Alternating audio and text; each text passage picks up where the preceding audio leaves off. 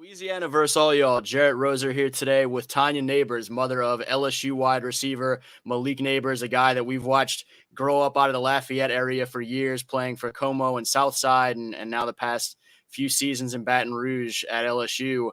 And fresh off of a 239-yard, two-touchdown performance in Starkville on Saturday. Miss Tanya, how does that sound just right off the bat? Oh, it sounds great. I'm just so proud of him and everything that he's doing and has done thus far. Did you get a chance to make the Starkville trip this weekend, or where? How were you watching? Where were you watching, and what was it like as it unfolded to see him have that type of a day? I was definitely there. I try to make all the games as much as possible. Um, that game was everything. I was able to watch, just like his emotions and just his passion just to play. I actually have it on my TV now because I like to come home and be able to sit down and see it on the TV. So yeah, I'm just truly, truly happy for him. We know he's kind of the leader, or certainly one of the leaders in that receiving room and on the offensive side of the ball this year. And so big things are expected of him. But when you start having a half and then a game the way he had, where you're in the conversation with Kayshawn and Jamar and Terrace and Justin Jefferson and Josh Reed and Todd Kinchin and Right. all those guys, it gets pretty crazy pretty quickly. Did you have any indication that yesterday was going to be a special, standout to that degree type of a day? Not at all. I always go into every game, expecting him to do his very best. Yesterday, it was just mind blowing um, because I know the passion that he has and I know his abilities. And he just when he turns on, it's amazing to watch. It really truly is. When you look at the bowl game he had where he's able to throw a touchdown pass, and then yesterday where he's able to establish himself among the top receiving days in the history of a program with some really great receiving days in its Hmm. history. It was one day more fun for you than the other. Was seeing him go a little throwback to his earlier high school days and throwing the ball, or how do you kind of categorize your experiences watching those two? The bowl game to me was very exciting because the world was able to see a lot of things that he's capable of that they didn't know about. I've been knowing that he can throw the football.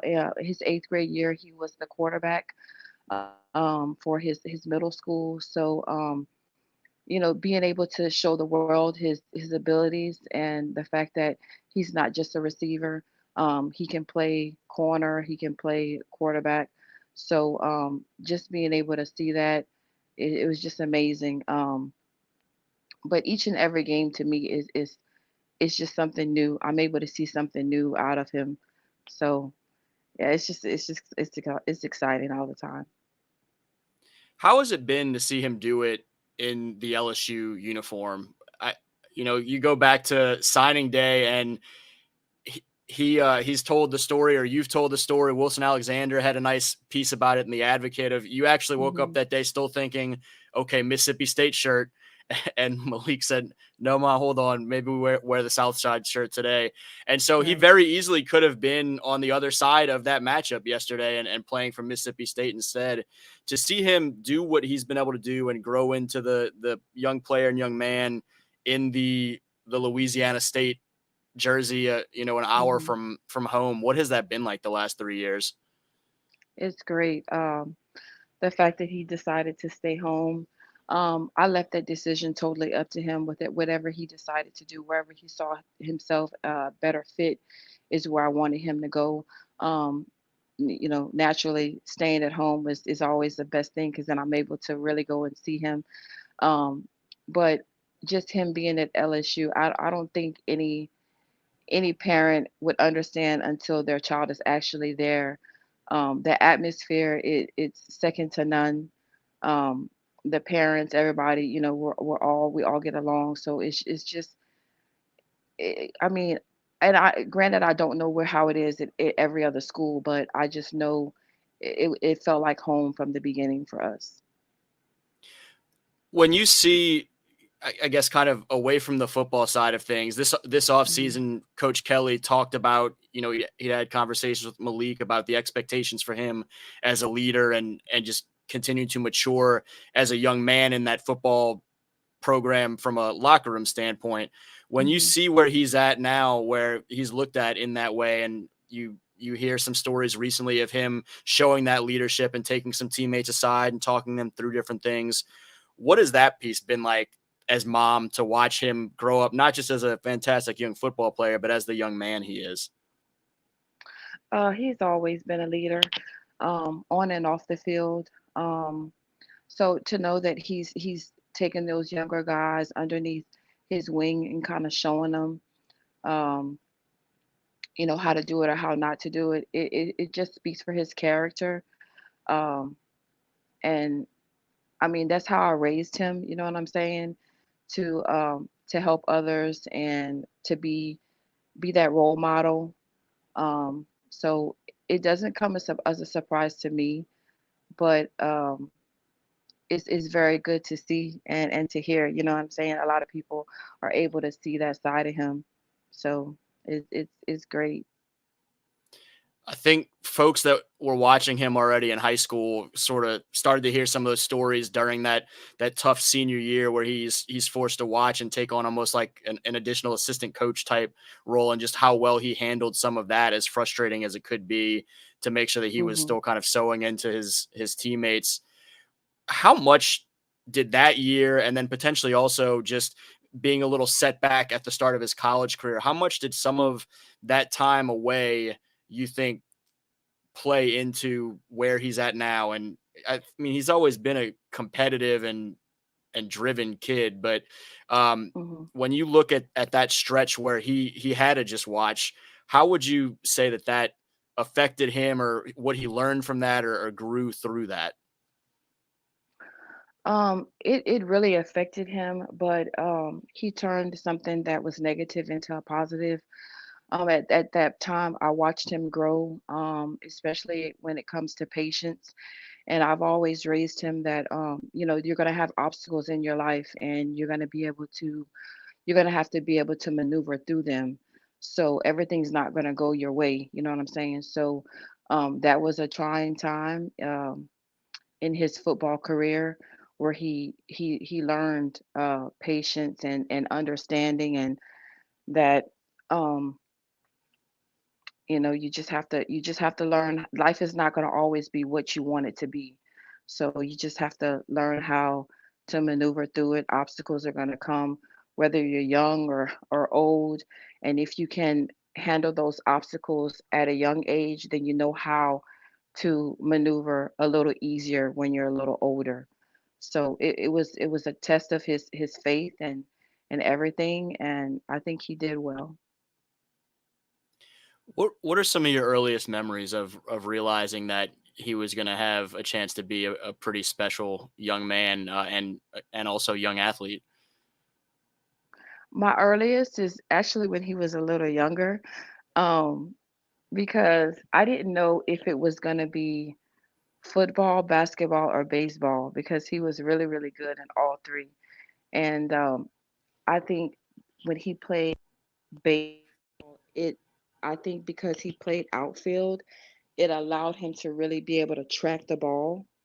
Um, and like I said, I saw it early on. I saw it maybe at 9 or 10. Now, did I think that it would be this big?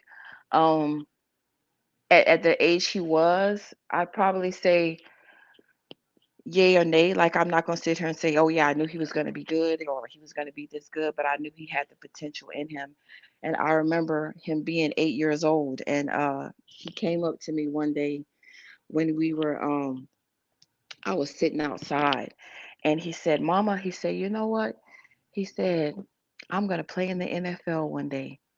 And I said, "You sure?" And he said, "Yep." And I said, "You're gonna do what it takes for you to get there." I said, "Because it's not gonna be easy."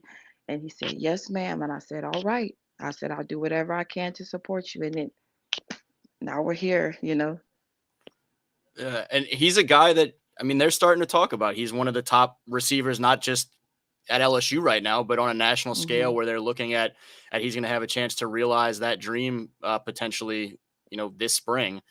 Right. How quickly has all this time flown from that, 9-year-old Malik talking about things like that to now we're kind of right in the thick of it all. I'm trying to figure out where the time went. It just moves so quickly, I felt like just yesterday I was giving him a hug and when I brought him to school for the first time and for him to be a junior now, it's just I don't even know where the time is when it's just all flew by so fast, you know. Any other stories you want to share, kind of behind the scenes or childhood things or anything like that? He's a guy that, I told you I talked to Chris Hilton's parents, and I don't know that Malik's Mhm. quite as quiet as Chris, but he can be pretty quiet, but he's always confident. And when he's on the field, he's always, I mean, very aggressive in his play. He's not Mhm. shying away from anything, but it's always interesting to me guys like that have that kind of a switch flip where you talk to them off the field and they're more mild mannered and sweet. I mean, sweet Mhm. even, and then they go out there and they're assassins on the field. Right. He's more reserved off of the field, kind of like to himself a little bit. Mhm. I remember him being younger and I when we were living in St. Martinville, like the parents would always come up to me and argue about Malik's playing too hard on the field. He's hurting my son and he's doing this and he's doing that. And I used to tell him all the time, I'm so sorry, he just plays hard because he was playing ball in the back of the apartment complex and he was looking like he was playing the wind back in the day. And they would always tell me, "Well, I'm keeping my son from playing because they're gonna hurt him." And I would be like, "That's fine. And Malik is not knocking to you guys' door to play with your kids. You gotta understand your kids. They may be getting beat up out there, but they're coming back and they're playing with him." So it's just crazy. Like, we all got along. So I mean, you could just see that passion was in him very young, at a very young age. I'll ask you this too, because I don't know if we'll chat again before that Ole Miss game, but when it Hmm. comes time for Ole Miss, you'll have him and Trey on opposite sides after their time together over at Como. Um, Right. what's that going to be like for you and for other friends from back in his younger days to see both those guys on an SEC field against one another? I think it's gonna be great. I mean, I'm so proud of Trey.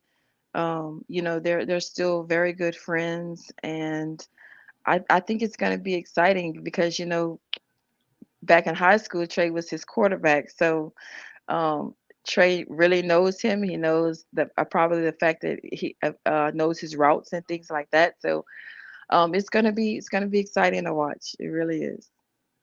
Good deal, Miss Tanya. I won't take up any more of your time, but I'm certainly happy we had a chance to chat about all this and appreciate you. Oh, anytime. Thank you. Appreciate it. You got it. Again, Okay, she's bye Tonya bye. Nabers, mother of Malik Nabers, the LSU wide receiver, and for Louisiana versus all y'all, Jarrett Roser.